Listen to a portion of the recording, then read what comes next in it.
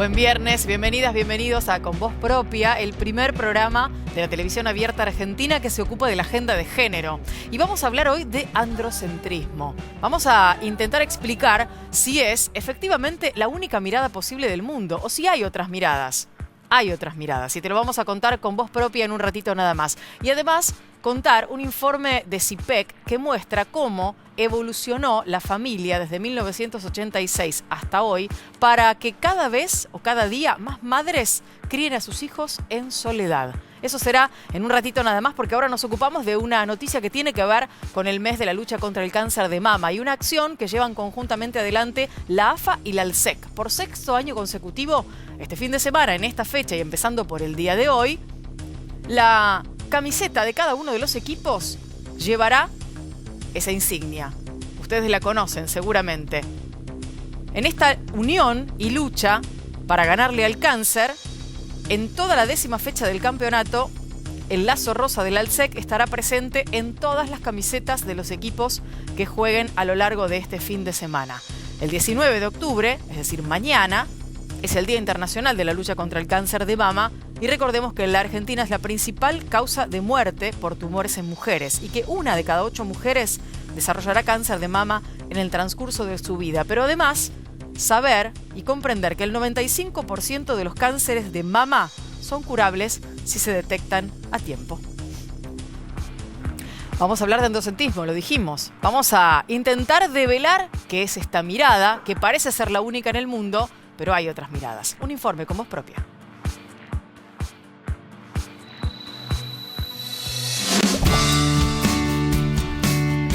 El androcentrismo es una forma de ver y organizar el mundo y las relaciones sociales centrada en el punto de vista masculino. Esto quiere decir que considera a los varones como sujetos de referencia de toda la humanidad. Así es que los varones son entendidos como los únicos observadores válidos de lo que sucede en el mundo, los únicos capaces de dictar leyes, de producir conocimientos, de impartir justicia, de gobernar. El androcentrismo sitúa al hombre como centro de todas las cosas y conlleva la invisibilidad de las mujeres y de su mundo, la negación de una mirada y aportes realizados por las mujeres. ¿Hablamos de cualquier varón? No, de un varón adulto, blanco, capacitado, propietario y heterosexual. O sea, hablamos de una porción de la humanidad que tiene características específicas y funciona como modelo de toda la humanidad. Quienes no responden a esta descripción son constituidos como seres dependientes y o subordinados. Las mujeres padecemos muchas veces tratos paternalistas en esta condición donde se atraviesa el machismo y nos consideran menos personas, ciudadanas de segunda, disminuidas. Así es como sufrimos discriminación, menosprecio, humillación y somos subordinadas. Ahora que sí nos ven, el androcentrismo y el patriarcado se van a caer. Nuestra invitada es docente y nos va a ayudar a entender esta cuestión. Es Paula Locane, gracias por venir, gracias por estar aquí. Muchas gracias por la invitación. Bueno, la primera pregunta surge de identificar esta situación. ¿Desde cuándo le llamamos androcentrismo a esta mirada y cuándo pudimos empezar a ver que efectivamente era la mirada sobresaliente del mundo para entender que hay otras? Bien, básicamente la creación del concepto de androcentrismo tiene que ver con un contexto científico muy específico, que son los años 70. Y que tiene que ver con la irrupción de las mujeres haciendo ciencia, que eso ya es toda una novedad, porque históricamente las mujeres hemos sido excluidas de la actividad científica. Entonces, para que pudiera nombrarse la actividad científica como una actividad androcéntrica, lo tenía que hacer algún tipo de sujeto que no hubiese estado nunca en esa misma actividad. Por eso, recién a partir de los 70, cuando las mujeres empiezan a poder insertarse en los ámbitos científicos, empiezan a darse cuenta que los problemas de la ciencia, las hipótesis de la ciencia, los métodos o la forma de entender el mundo que la ciencia tenía o que la política tenía o que el arte tenía que ver con una forma exclusivamente masculina. Claro. Mencionaste el arte y es bien interesante que podamos ponerlo dentro de la escena de esta mirada androcéntrica del mundo, básicamente porque hace un tiempito atrás hablamos sobre literatura y las mujeres y el hecho de que no podían firmar sus libros y aparecían con nombres masculinos. En el resto de las artes, donde muchísimas mujeres brillan, lucen alrededor del mundo, ¿cómo iba siendo a lo largo de la vida esta presencia de las mujeres y cómo se logró que empezaran a aparecer realmente? Conflictiva, profundamente conflictiva. En primer lugar, tanto en el arte como en otros ámbitos, pero en el arte mucho, sucede que las mujeres son entendidas como cuerpos que son objetos de deseo. Entonces, si una mujer quería hacer música, tenía que ser corista, que es más o menos la función instrumental en donde más se luce la femineidad, si se la piensa desde un modo estereotipado. Ser instrumentista es aún hoy muy difícil para una mujer para insertarse en una banda y poder, digamos, desarrollarse como música. Lo mismo en el cine, para una cineasta desarrollar sus propias películas o ser directora implica meterse en unas relaciones de poder en donde históricamente han dominado los varones, por nombrar solamente 2 ejemplos que son el cine y la música. Claro, claro. Las mujeres hemos brillado en literatura históricamente siempre, pero también porque no hemos nunca abandonado el modo narrativo de vivir la existencia. Entonces escribimos hace muchísimo tiempo, igual que el resto de las actividades, pero ha circulado más la literatura. Ha circulado menos la música producida y hecha por mujeres o el cine hecho por mujeres. Claro, claro. Estamos hablando de una cuestión absoluta y netamente cultural. Siempre el trabajo para que eso se logre desterrar es más profundo, más extenso, probablemente lleve muchas generaciones. Hay una lucha muy grande, hay una revolución que está y que es imparable, definitivamente, en el mundo y en la Argentina en lo particular. ¿En qué lugar nos encontramos en la Argentina, en esa revolución, en esa pelea, digamos, tomando como punto de partida la cuestión de la mirada androcéntrica, dejando de lado el resto de las otras peleas puntuales? Bueno, estamos en un momento excepcional, ¿no? En un momento absolutamente excepcional porque estamos poniendo en duda la totalidad, ¿no?, del sistema de la vida. Y eso no sucede siempre. Entonces es como casi un privilegio ser parte de este momento histórico. Es un privilegio porque nos permite a todas con muy poco discutir la totalidad de la existencia, ¿no? Como el proyecto por la legalización del aborto nos permite discutir la totalidad de nuestras vidas.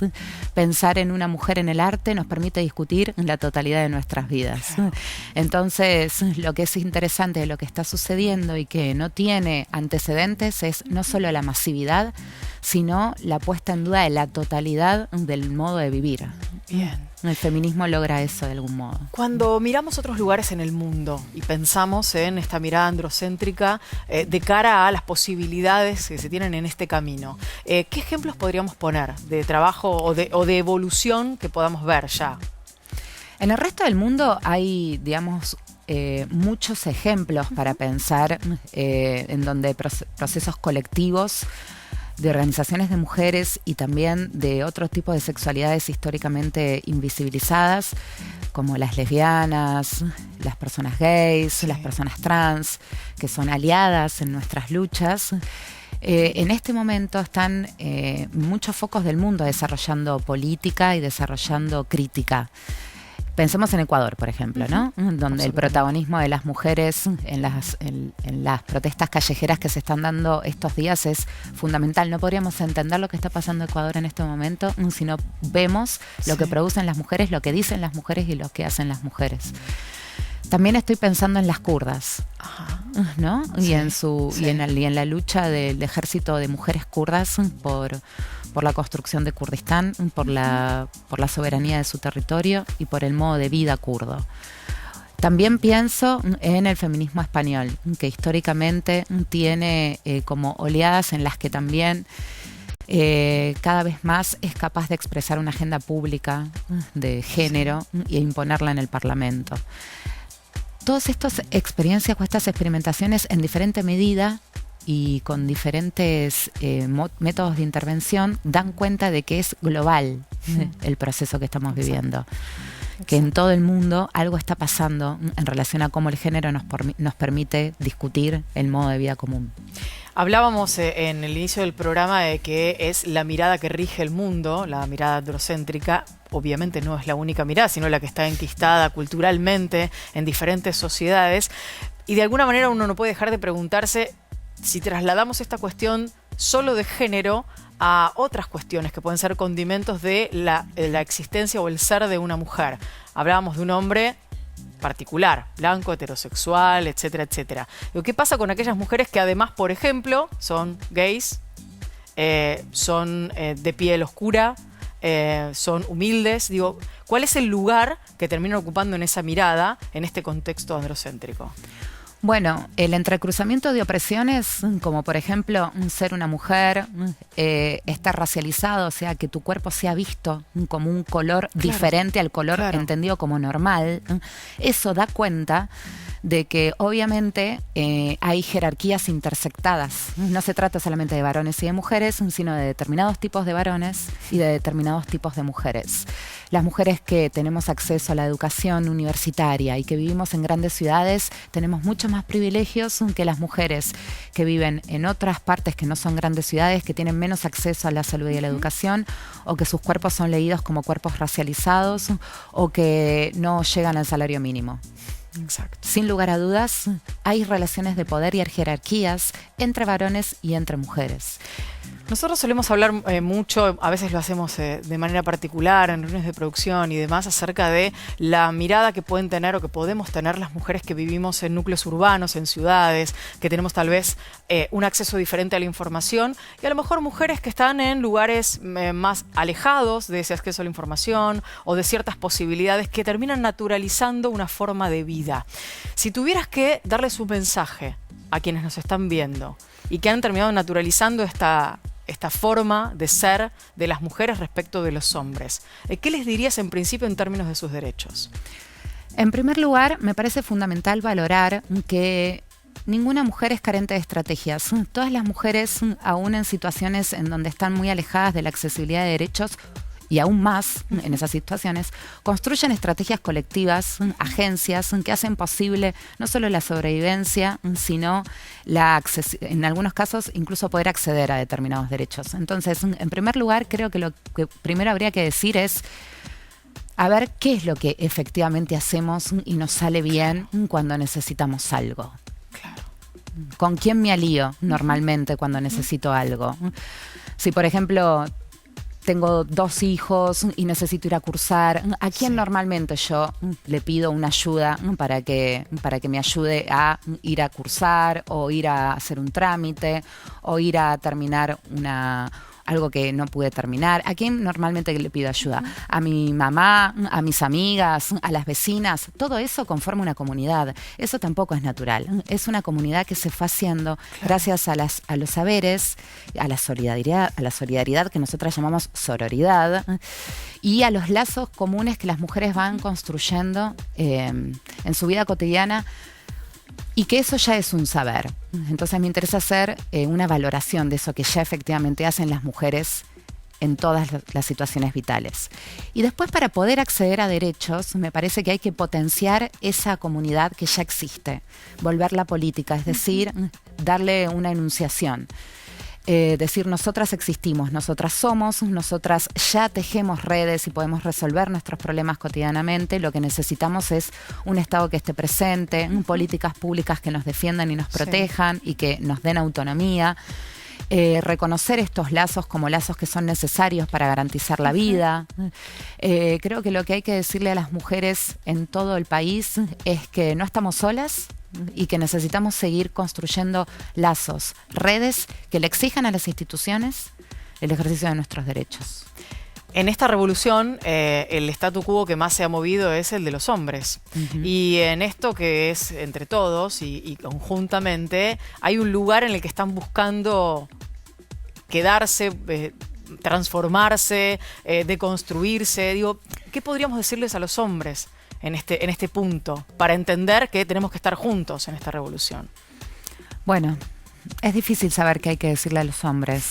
En primer lugar, me parece que retroceder y escuchar es una buena actitud.